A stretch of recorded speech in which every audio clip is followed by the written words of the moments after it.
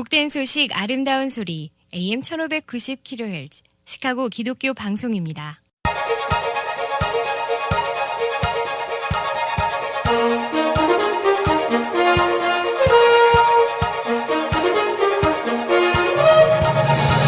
김정일 해설위원의 시사 해설.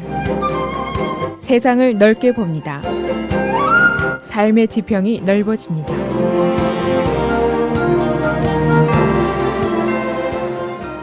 이 코로나 바이러스 전염병이 미국의 아시안계에게 피해를 주고 있습니다. 동양계 얼굴을 한 사람이 가벼운 재채기라도 하면은 God bless you 대신에 Are you sick? 이라는 질문이 나오게 되고 눈살을 찌푸리는 반응이 나오기도 하고 있습니다. 이 질병의 진원지가 중국이라는 것 때문에 미국 내에서 대부분의 사람들이 동양계의 얼굴을 한 사람을 경계하는 경계심이 고조되고 있다는 것입니다. 주요 언론들은 최근에 미국의 코로나 바이러스 케이스가 15건에 불과하지만은 그러나 전국에 사는 아시안 아메리칸들이 일반 대중의 따가운 시선을 받고 있다 하는 내용의 보도를 계속하고 있습니다. 특히 시카고 지역에 이런 현상이 두드러지는데 그 이유는 샴버거 지역에 사는 60대 동양계 부부가 코로나 바이러스에 감염이 됐는데 이 부부가 직접 감염된 첫 번째 케이스였습니다. 여기에 따라서 지난주에는 이 부부가 다녀갔다고 소문이 난 한국계 식품점 또 일본계 식품점들을 가지 말아라 하는 카톡 내용이 시카고 한인사회에 넓게 퍼졌었습니다. 시카고 차이나타운이 거의 개점 휴업 상태입니다. 그리고 오헤어 공항에 유난히 얼굴에 마스크를 쓴 사람들이 많이 나타나고 있습니다. 이 주류 사회가 중국계인지 한국계인지 구별할 능력이 사실은 없습니다. 그래서 시카고에 사는 한인들, 바로 우리들이 공공장소에 가면 대중의 따가운 시선을 받을 수도 있습니다. 그래서 오늘은 코로나 바이러스 전염병이 동양계 사회에 얼마나 피해를 주고 있는지 언론들의 보도를 종합해서 말씀드리겠습니다. 미국 전체 감염자는 15명에 불과합니다. 그러나 중국의 감염자 발표에 이제 의심이 가고 있고 공식적인 사망자가 1,100명이라고 하지만은 이게 맞는 숫자냐 하는 의심들을 하고 있습니다. 그리고 이제 중국과 이웃이고 방역 상태의 의심을 받고 있는 한국도 예외가 아닙니다. 그리고 이제 한국과 왕래가 잦은 시카고 한인사회에 대한 주류사회 의심의 눈초리도 무시할 수가 없는 상태입니다. 이 뉴욕타임스가 오늘 보도한 사례를 종합을 하면 이렇게 할 수가 있습니다. 이 시카고 차이나타운 지역의 비즈니스가 종전의 2분의 1 수준으로 떨어졌습니다. 차이나타운 그리고 시카고 남부 지역의 업소들이 최근에 중국을 방문한 사람은 출입을 금지한다 이런 사인을 창문에 내걸고 있습니다. 그런가 하면 샌프란시스코에서는 그로서리 스토어에 들른 아시안계를 보고 주류사회 일부 시민들이 Are you sick? 이라는 질문을 표정으로 하고 있다고 이 신문이 보도를 하고 있습니다. 한 상점에서 백인 부부가 저자들은 산 쥐도 먹는데 라는 엉뚱한 소리를 하는 것을 이 동양계들이 듣고 굉장히 업셋을 했다 하는 내용도 있습니다. 이 캘리포니아주의 아시안 아메리카 권익단체는 핫라인까지 설치를 했습니다. 그래서 동양계에 대한 몰링이라든가 차별 사례에 대한 신고를 받기도 하고 있습니다. 이 질병이라는 것이 특정 그룹을 소외시키고 배타하는 강력한 힘을 가지고 있다라고 한 사회학 전문가가 설명을 하고 있습니다. 이에 따라서 전국의 보건당국은 질병에 대한 경고를 하면서 동시에 특정 인종이라든가 특정 그룹 또는 외국인 혐오 정서, xenophobia,라는 것을 자극하지 않기 위해서 조심스러운 시도를 하고 있다고 보도가 됐습니다.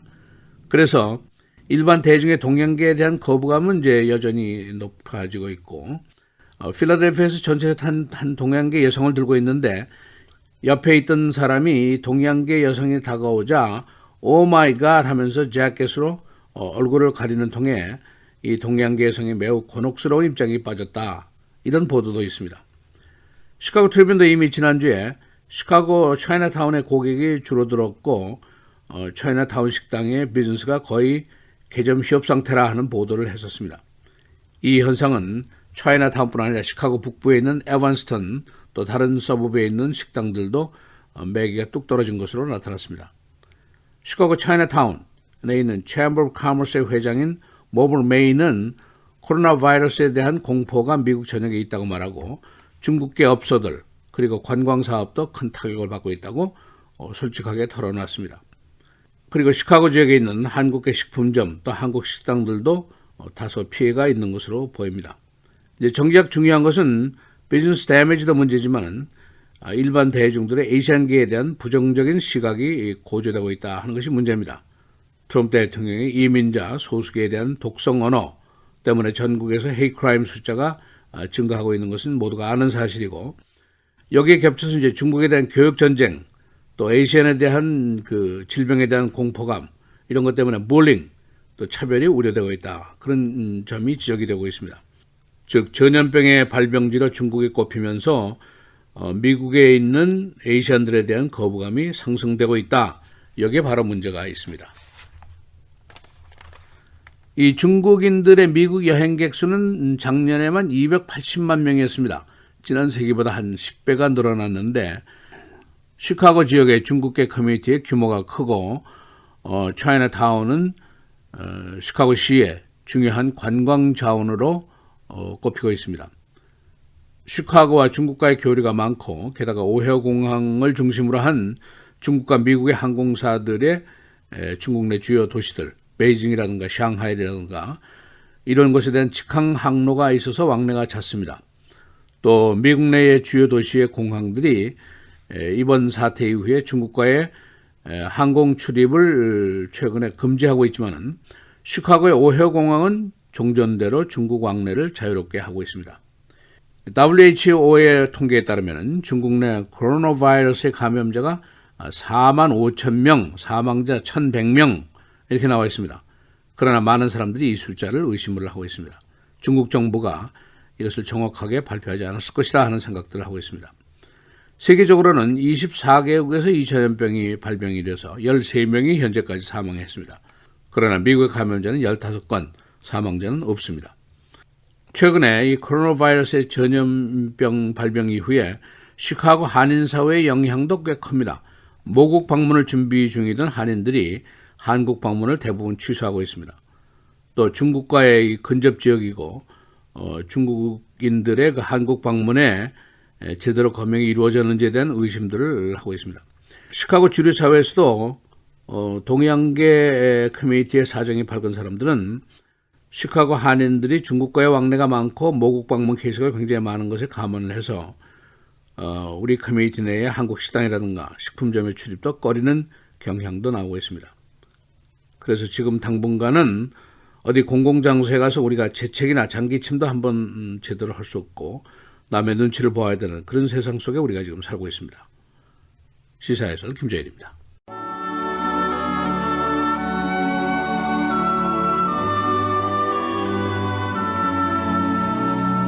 하나님이 모든 것을 지으시되 때를 따라 아름답게 하셨고 또 사람들에게는 영원을 사모하는 마음을 주셨느니라.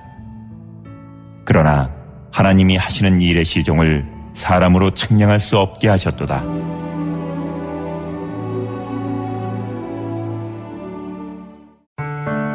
미디어를 통한 세계 선교를 꿈꾸는 KCBS.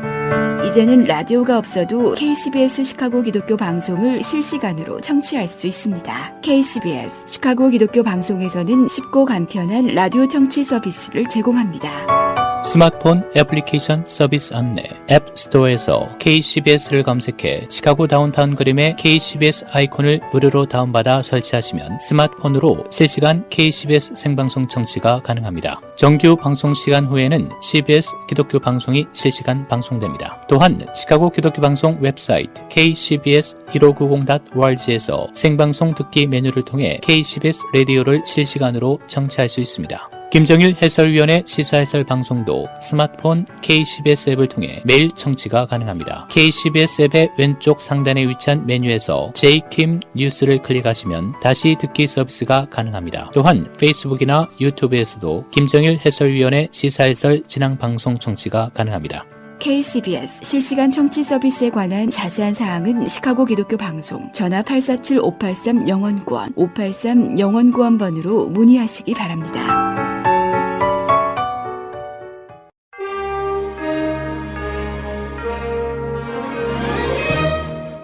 2월 17일 월요일 KCBS 헤드라인 뉴스입니다. 일본 요코하마항에 정박한 다이아몬드 프린세스호 미국인 탑승자 340명이 국무부 전세기를 통해 모두 미국 땅에 착륙했습니다. 언론은 전세기 중 두 번째 항공기가 오늘 새벽 텍사스주 샌안토니오 합동기지에 내렸고 이에 앞서 다른 전세기가 캘리포니아주 트래비스 공군기지에 착륙했다고 보도했습니다. 이들 탑승자 340명은 착륙 후부터 잠복긴 14일 동안 의무 격리 기간을 보낸 뒤 귀가하게 됩니다. 한편 국무부는 철수 탑승자 중 14명이 양성 반응을 보였다고 발표했는데 앞서 선내 미국인 확진자 44명은 전세기에 타지 못한 것으로 알려졌습니다. 다이아몬드 프린세스에서 실시되고 있는 격리 조치는 오는 19일 마무리됩니다. 탑승자 3,700여 명 가운데 코로나19 감염이 확인된 이들의 숫자는 어제까지 355명입니다. 민주당의 네바다 코커스가 일주일도 남지 않은 어제 민주당 대선 경선 후보들은 저마다 유세에 나서서 코커스에 참가하지 않은 마이크 블룸버그 후보를 향해 비난의 포화를 집중적으로 쏟아냈습니다. 버니 샌더스, 조 바이든, 에이미 클로버샤는 모두 억만장자인 마이크 블룸버그가 선거 진입료를 돈으로 사서 마련했다고 비난하면서 블룸버그를 후보자 토론에 나오도록 하는데 열을 올렸습니다. 블룸버그는 최근 아이오와 네바다 등 선거전 초입의 코커스 참가를 모두 생략한 채 대신 3월 3일 14개 주에서 투표가 실시되는 슈퍼 투즈데이 경선에 참가하기로 했습니다. 트럼프 대통령 비선 참모였던 로저 스톤에 대한 위증 등 혐의 재판을 맡고 있는 에이미 버먼 잭슨 연방법원 판사가 변호인과 검찰 양측에 내일 전화심리에 출석할 것을 명령했습니다. 이번 심리사건을 맡았던 검사 4명의 사임 이후 처음 열리는 것입니다. 검사 4명은 스톤에 대해 징역 7년에서 9년을 구형했으나 법무부가 구형량 감형 조치를 취하자 이에 항의해 지난 11일 전원 사임했습니다. 이는 트럼프 행정부의 사법 개입 논란을 빚었고 윌리엄 바 법무장관은 이와 관련해 다음 달 하원 법사위에 출석해 증언하기로 했습니다. 미시시피주에 역대 세 번째 최악의 홍수가 발생했습니다. 주중에 비가 더 내릴 것으로 예보되면서 피해가 더 커질 수 있다는 우려가 나오고 있습니다. 언론 등에 따르면 미시시피주도 잭슨 소재 펄강 수위가 홍수로 37.5피트까지 높아졌습니다. 국립기상청은 이미 역사상 세 번째로 높은 기록을 세웠다고 밝혔습니다. NBA 올스타전 어제 시카고 유나이티드 센터에서 개최됐습니다. 팀 르브론이 팀 야니스를 157대 155로 꺾고 승리를 차지했습니다. 올스타 MVP인 코비 브라이언트 MVP 어워드는 3점슛 8개를 포함해 30점을 얻은 카와이 레너드에게 돌아갔습니다. 경기 시작에 앞서 가수 제니퍼 허드슨은 브라이언트의 생전 모습이 담긴 영상과 함께 추모 공연을 했습니다. 이날 경기는 또 매 쿼터 점수를 이긴 쪽이 $10만 의 상금을 받아 지역사회에 기부하는 방식을 채택했습니다.